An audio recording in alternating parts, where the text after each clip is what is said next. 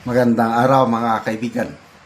Bigyan natin ng opinion, reaction ngayon itong post ang balita ngayon 52 minutes ago. Medyo hindi magandang balita nga ito para sa administrasyon ng Marcos Jr. Koleksyon ng buwis. Bumagal ang koleksyon ng buwis. Pahayag ni Finance Secretary Ralph Recto. Kinumpirma ni Finance Secretary Ralph Recto na bumagal nga ang koleksyon ng buwis ng pamahalaan lalo na matapos pumutok ang isyu ng corruption sa mga flood control projects. Patay, kambata ka. Sabi ni Recto, yes, nararamdaman na ng BIR. Yan, medyo ang growth rate ng koleksyon nila nababawasan. But so far, manageable ang lahat. Sa ngayon, manageable ba? Pag nagpatuloy ang corruption issue. Ayon sa kalihim, bagamat kontrolado pa ang sitwasyon, hindi maitatangging naapektuhan ang isyong ito ang takbo ng koleksyon ng buwis na siyang pinagmumulan ng pundo para sa mga programa ng gobyerno. Ayon kay Senate Finance Committee Chair Sherwin Gatchalian, may mga taxpayer na nagdadalawang isip magbayad ng buwis dahil sa nadaramang kawalan ng tiwala sa gobyerno. Sabi ni Gatchalian, marami sa mga tao ang mag-iisip muna ng matagal bago magbayad ng buwis. Yan po ang sabi ni Senator Gatchalian. Dagdag pa ng senador, yan ang ayaw nating mangyari, na babawasan ang tiwala ng taong bayan sa gobyerno, and the offshoot there, yung iba, magwi-withdraw ng payments. Yung iba, baka may times na pinag-iisipan bago magbayad. Binalaan din ng mga ekonomista na kung magpapatuloy ang pagbaba ng kumpiyansa ng publiko, posibleng maantala ang mga proyekto at serbisyong pinupunduhan ng buwis. Dahilan upang lalong maapektuhan ang takbo ng ekonomiya. Okay. Speaking of buwis, noong una, every time na bibili ako sa wherever, humihingi ako ng resibo. Kasi that's one way of helping this government.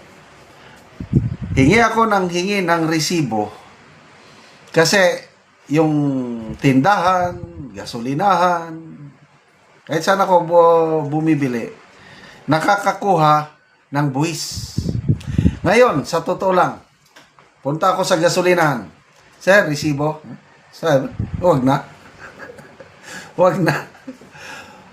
So, naisip ko kasi, maghintay ako ng resibo. It will take a few minutes.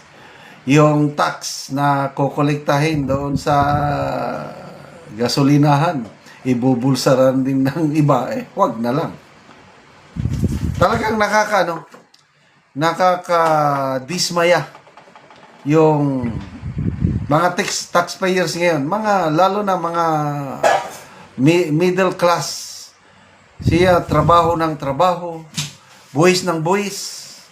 Saan dinadala yung buwis? Bago mag-eleksyon, grabing ayuda. Doon na pupunta.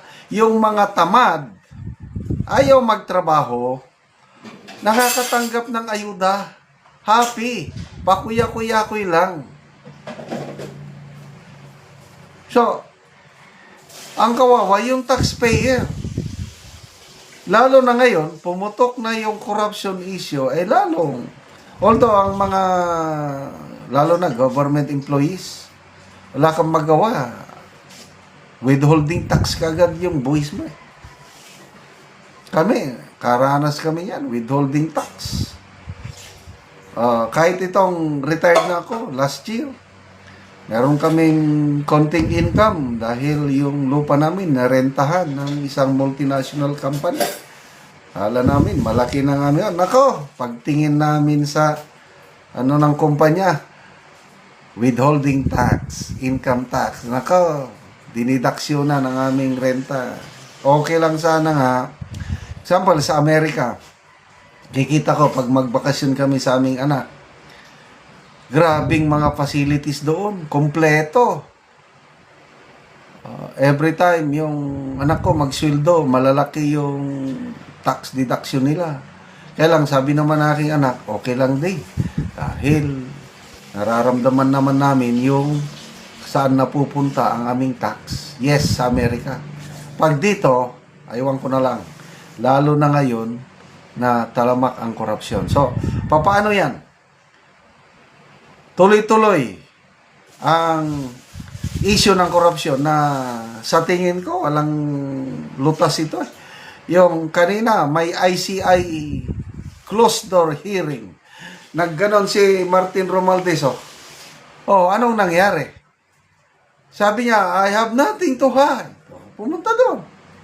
Saldi ko, nasaan? Nako, may nabasa akong post. I don't know how true. Sabi ng isang commissioner, Commissioner Singson, mayroon daw silang iniisip. Pag hindi magpakita si Saldico, mayroong substitute na mag-aatin sa hearing replacement ni Saldico. Paano ba yan? Kaya nako, lalo na akong nagduda. Itong ICI na ito is for me, opinion ko lang ito, kanya-kanya tayong pananaw. It's a cover up. Para lang maipakita na ang gobyerno gumagawa. Kaya lang, hindi nila maloko ang taong bayan. Kanina, yung mga post tungkol kay Martin Romualdez na I'm willing to cooperate, I have nothing to hide, transparent.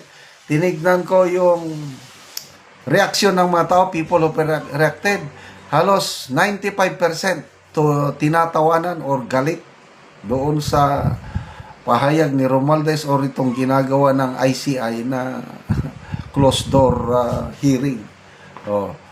Blue Ribbon, wala na tayong maasahan sa Blue Ribbon. Tigil na daw nila. So, good luck sa pamahalang ito.